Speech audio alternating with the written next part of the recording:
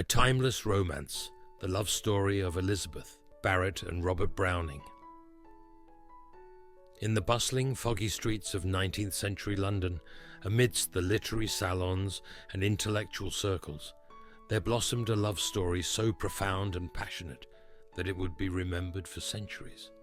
This is the tale of Elizabeth Barrett and Robert Browning, two of the most revered poets of their time, whose meeting and ensuing romance would inspire some of the most beautiful poetry ever written.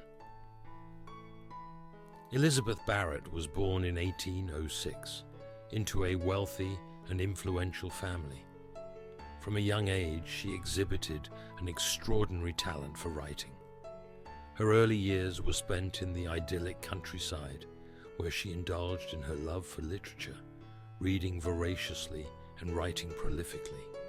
However, her life took a dramatic turn when she was struck by a severe illness in her early teens, leaving her frail and reclusive.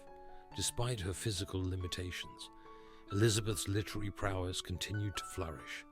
By her mid-30s, she had established herself as a prominent poet, celebrated for her deeply emotional and introspective verse. Her poetry resonated with readers across England and beyond, earning her critical acclaim and a dedicated following. Yet, beneath her success, Elizabeth remained isolated, living under the watchful eye of her overprotective father, Edward Moulton Barrett, who had forbidden his children from marrying. Robert Browning, born in 1812, was a passionate and ambitious poet from a middle-class background. Unlike Elizabeth's sheltered existence, Robert led a dynamic and adventurous life, exploring the vibrant cultural scenes of London and Europe. His early works were met with mixed reviews, but his determination and innovative style gradually won him recognition. Robert admired Elizabeth's poetry immensely, finding in her words a kindred spirit whose emotions and intellect mirrored his own. Their paths first crossed in 1844 when Robert, captivated by Elizabeth's collection poems, penned a letter to her expressing his admiration. He wrote, "I love your verses with all my heart, dear Miss Barrett," a line that would spark one of the most famous literary correspondences in history. Elizabeth, though cautious and shy, was deeply moved by Robert's heartfelt words. She responded with humility and warmth, marking the beginning of a correspondence that would change both their lives. Over the next 2 years, Elizabeth and Robert exchanged nearly 600 letters. Through their writing, they shared their innermost thoughts, fears, and dreams, forging a connection that transcended the physical distance between them. Robert's letters were filled with passionate declarations of love, while Elizabeth's were more reserved but no less profound. She found in Robert a source of strength and inspiration, a man who valued her for her intellect and spirit rather than her fragile physical form. In 1845, Robert proposed a meeting. Elizabeth, despite her deepening affection for him, was apprehensive. She feared that her frailty and the constraints of her father's household would deter Robert. However, love's call was too strong to ignore, and she eventually agreed to see him. Their first meeting, held in secret in Elizabeth's Wimpole Street home, was a moment of intense emotion. Robert, upon seeing Elizabeth, was struck by her delicate beauty and the brilliance that shone through her eyes. Elizabeth, though nervous, felt an overwhelming sense of relief and joy in Robert's presence. Their love blossomed rapidly, yet they had to navigate the obstacles posed by Elizabeth's health and her father's disapproval. Edward Barrett's authoritarian control over his family meant that their relationship had to remain hidden. Despite these challenges, Elizabeth found new vitality in Robert's love.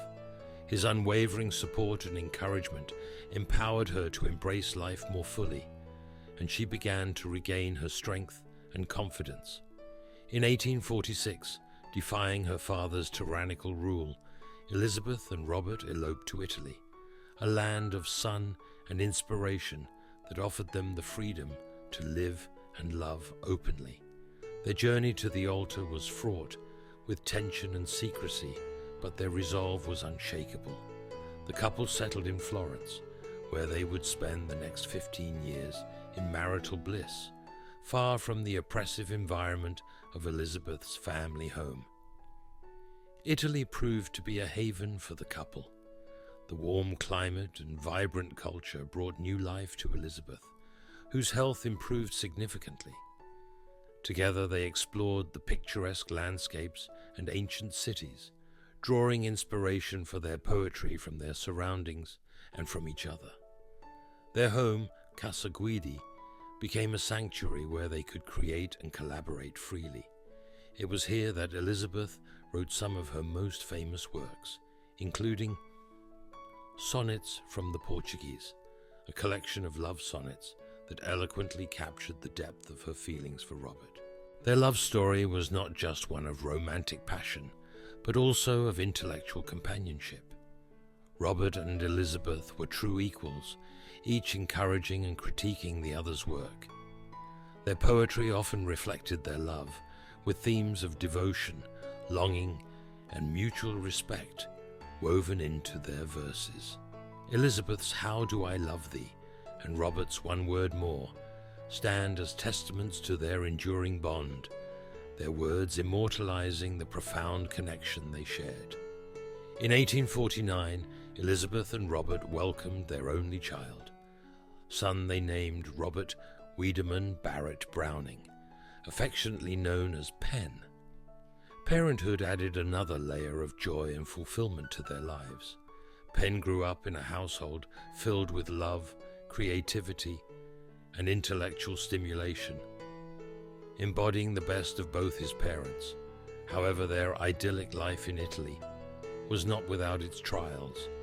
Elizabeth's health, though improved, remained fragile, and the couple faced financial difficulties and the loss of loved ones. Yet their love for each other remained steadfast, a constant source of strength and solace in times of adversity. Elizabeth's health began to decline in the late 1850s, and despite Robert's tireless care and devotion, she passed away in 1861 in his arms. Her death left Robert devastated, but he found comfort in the memories of their life together and the legacy of love they had built. Robert continued to write and honor Elizabeth's memory, dedicating his work to the woman who had been his muse, partner, and the love of his life. Robert Browning lived for another 28 years after Elizabeth's death, during which he achieved great literary acclaim. Yet he never remarried, carrying with him the enduring love he had for Elizabeth. His final resting place is in the Poets' Corner of Westminster Abbey, alongside many of England's greatest literary figures, while Elizabeth lies in the English cemetery in Florence, a city that had been their sanctuary. The love story of Elizabeth Barrett and Robert Browning is a timeless testament to the power of love, intellect, and resilience. Their romance, kindled through letters and nurtured through shared passion and creativity, transcended the boundaries of time and space. It reminds us that true love is not bound by physical limitations or societal constraints, but is a meeting of minds and souls that inspires greatness and endures beyond a lifetime. Their story continues to inspire and captivate readers around the world, a beacon of hope and a reminder of the enduring power of love. The poetry they created, born out of their profound connection, remains a testament to their extraordinary bond and serves as an everlasting tribute to their remarkable love story.